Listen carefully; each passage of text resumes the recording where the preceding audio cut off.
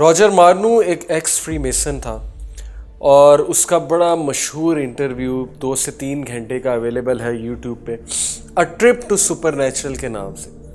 तो आप लोग उसको एक्सप्लोर भी कर सकते हैं, Roger मार्नू।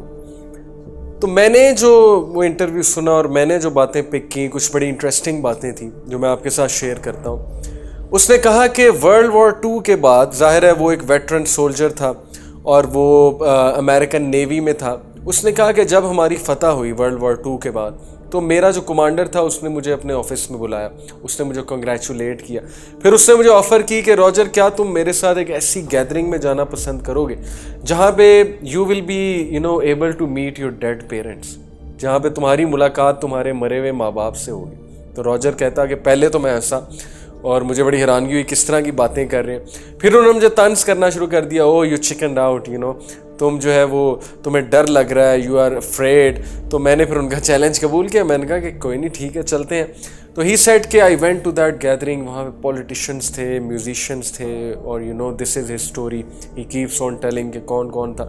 And then he said कि वहाँ पे स्टेज पे एक औरत थी, लंबा सा गाउन पहने हुए, और वो लोगों को बुलाती थी स्टेज के करीब, स्टेज के सामने खड़ा करती थी, उनसे कुछ बात पूछती थी। लोग कुछ ख्वाहिश करते थे, वो उनकी ख्वाहिश को पूरा करती थी। मिसाल के तौर पे उसने कहा कि मैंने एक लड़की को देखा, वो उसके करीब आई और उसने उसे कहा कि मैं अपने मरे हुए दोस्त से बात करना चाहती हूँ, क्योंकि I had to talk something, I had to say something to him. और अचानक with a gush of a wind उसका दोस्त उसके सामने आके खड़ा हो जाता है। And every one is shocked कि ये क्या हुआ है। और फिर वो कहता है कि मेरी बारी आती है और मैं थर थर काँप रहा होता हूँ। आई कुडंट बिलीव कि अभी तक ये हो क्या रहा है। I was really amazed by all this, shocked by all this. और मैं उसे कहता हूँ I will like to meet my dead parents. और क्या होता है कि with a gush of a wind अचानक से मेरे सामने मेरे मरे हुए माँ बाप आके खड़े हो जाते हैं। And I am absolutely amazed कि ये क्या हुआ। और उसकी आंखों में आंसू आते हैं, उनसे बात करता है और वो जवाब देते हैं और उनकी आवाज़ बिल्कुल वैसी होती है। And this is how he said कि I got into this secret society which was Freemasons according to him. Okay, ये उसका मैं आपको बयान बता रहा हूँ। And then he went on to say कि हमारी मुलाकात एक शख्स से हुई, पेंट कोट में था, बहुत हैंडसम था।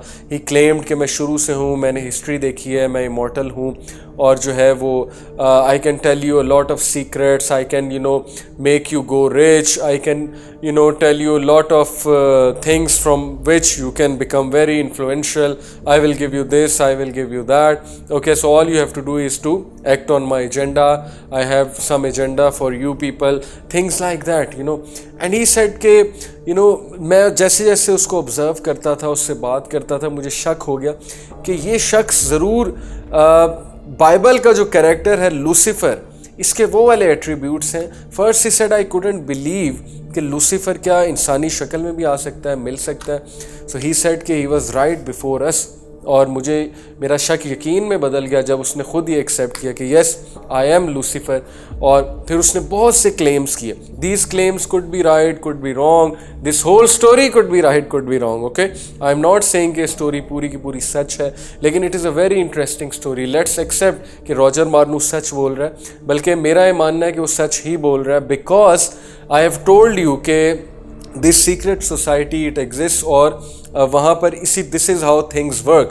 सो ही सेड कि उसने कहा कि डार्विन को थ्योरी भी मैंने लिखवाई to negate God, and I created so many things, I talk to this philosopher, I talk to this scientist, things like that. Okay, I have been influencing influential man throughout history, and I have been influencing much of your history. मैं तुम्हारी history को बहुत influence करता आया हूँ और मैंने बहुत से लोगों को डिसीव भी किया।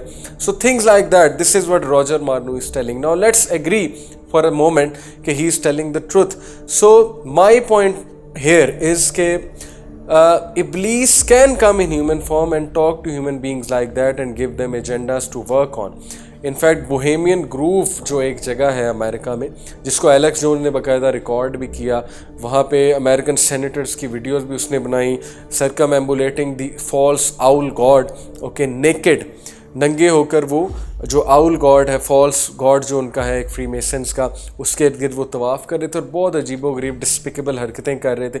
उसने फिर वो वीडियो रिकॉर्ड करके एक सेनेटर को कन्फ्रंट भी किया, उससे पूछा भी। वो अचानक से गुस्से हो गया, उसने कहा it is none of your business. ये वीडियो यूट्यूब पे मौजूद है, when he confronts that senator outside of American senate.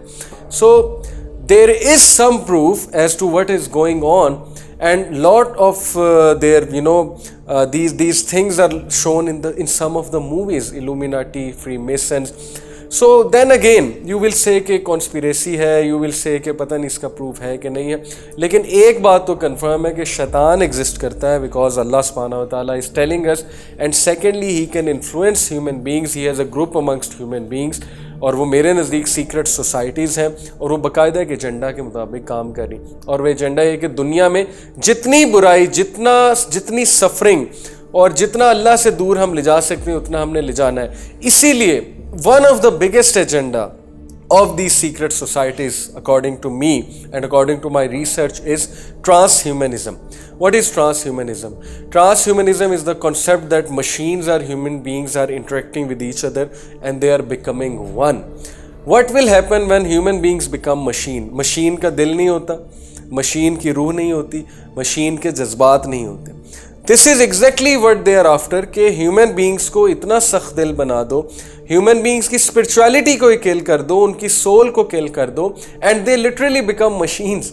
और यही हमें देखने में आ रहा है कि ह्यूमन बींग्स मशीन बन चुके हैं. और क्या है, यानी आपके सामने है कि हम इतना खो चुके हैं मशीन्स में, और इसको मज़ीद मैं बहुत डेप्थ में जाके इंशाल्लाह एक और एपिसोड में डिस्कस करूँगा.